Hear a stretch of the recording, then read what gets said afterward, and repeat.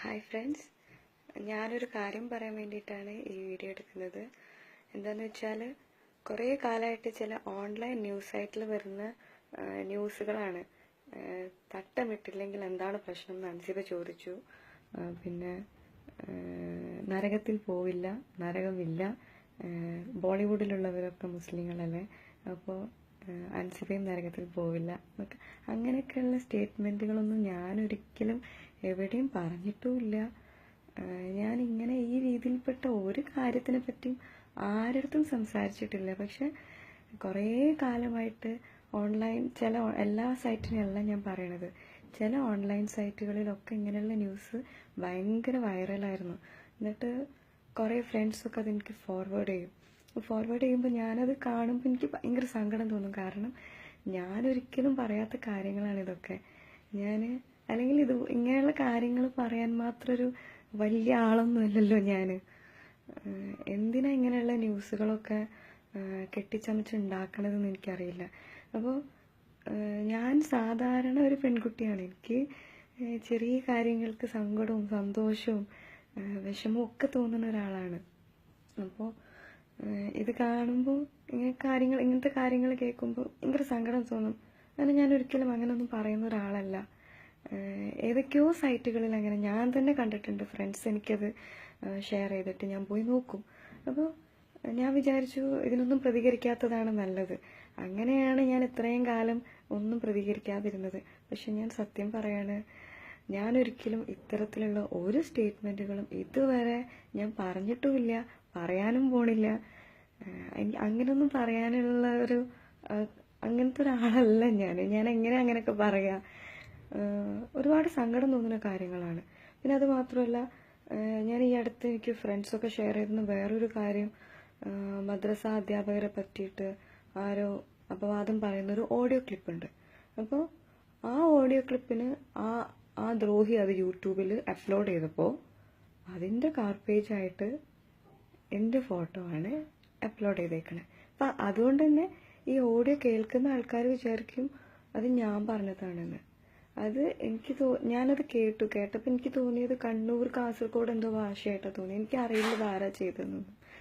അപ്പോൾ അങ്ങനെ അത് കണ്ടപ്പോൾ എനിക്ക് ഭയങ്കര വിഷമമായി. ഞാൻ കാണുന്ന പലരെങ്കിലും വിചാരിക്കില്ലേ അത് ഞാൻ പറഞ്ഞതാണെന്ന്.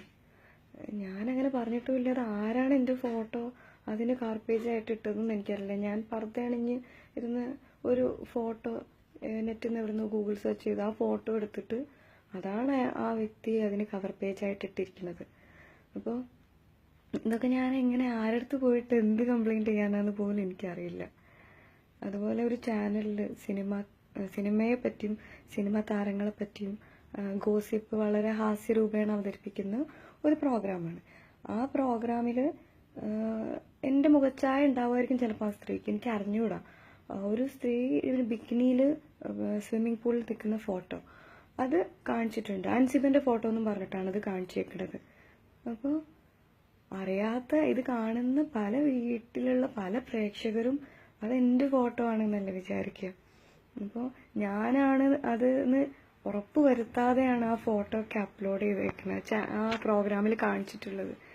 അപ്പോൾ ഒരു സാധാരണ പെൺകുട്ടി എന്നുള്ള നിലയ്ക്ക് ഭയങ്കര വിഷമം തോന്നുന്ന കാര്യങ്ങളാണ് അതൊക്കെ. ഞാൻ ഒരുപാട് വിഷമിച്ചിട്ടുണ്ട്, ഒരുപാട് സങ്കടപ്പെട്ടിട്ടുണ്ട് ഇങ്ങനത്തെ കാര്യങ്ങൾക്ക്.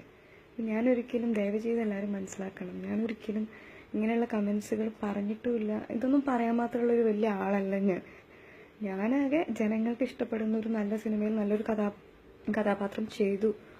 അതുകൊണ്ട് ആ ഒരു സ്നേഹം മാത്രം മതി എനിക്ക്. അപ്പോൾ എനിക്ക് ഇല്ലാത്ത വാല്യൂ കൊടുത്ത് ഇതുപോലെയുള്ള ന്യൂസ് ചാനൽ, അതായത് ഏറ്റവും ഞാൻ റെസ്പെക്റ്റ് ചെയ്യുന്നൊരു തൊഴിലാണ് മാധ്യമ പ്രവർത്തനം. പക്ഷെ അതിൽ പോലും ചില ഓൺലൈൻ സൈറ്റുകളിൽ ഇങ്ങനെയൊക്കെ ചെയ്യുന്നത് കാണുമ്പോൾ ഭയങ്കര സങ്കടമുണ്ട്.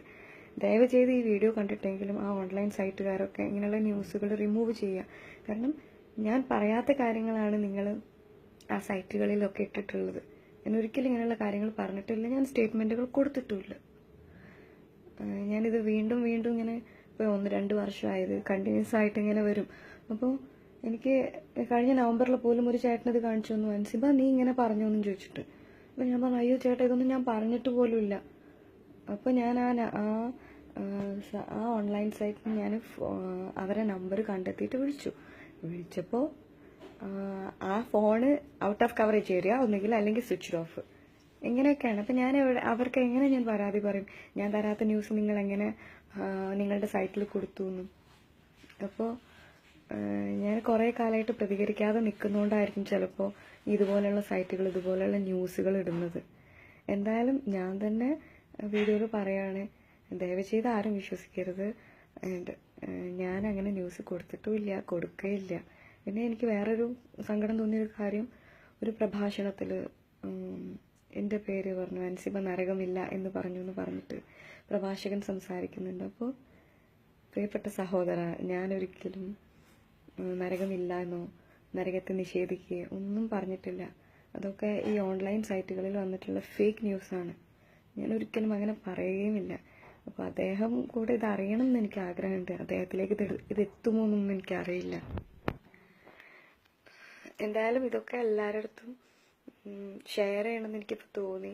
കാരണം ഞാൻ 2-3 വർഷമായിട്ട് ഞാൻ ഈ കാര്യങ്ങളൊക്കെ നടന്നുകൊണ്ടിരിക്കുകയാണെങ്കിൽ ഞാൻ ആരുടെ പറഞ്ഞിട്ടില്ല.